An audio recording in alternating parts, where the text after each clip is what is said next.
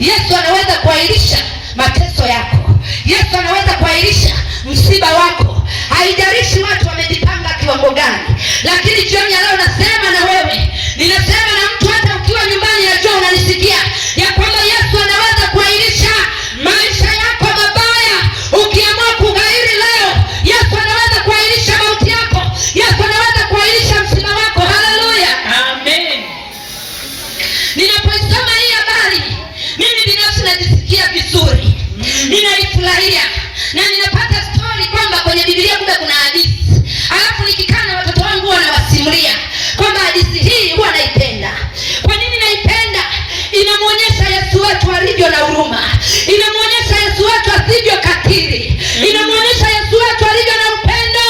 Kwamba Yesu kumbe hakuja kwa ajili ya kuua, alikuja kwa ajili ya kusamehe, alikuja kwa ajili ya kusafisha, alikuja kwa ajili ya kuponya. Wa Mafarisayo na waandishi wakatafuta namna gani waweze kumshitaki Yesu, wakatafuta namna gani waweze kumfunga Yesu, wakiwa wanahangaika wamtafutia hatia huyu mwanaume Yesu ninayemnena jioni ya leo. Wakahangaika huku na huku. Nafikiri kuna wakati na tafakari, inaonekana Yesu akiwa anakunywa chai, kuna wapelelezi walikuwepo.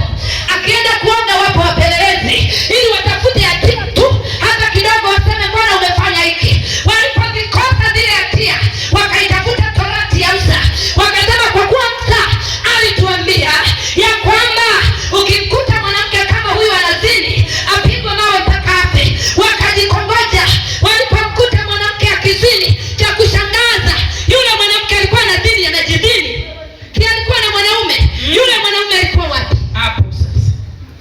Maana wamekosanya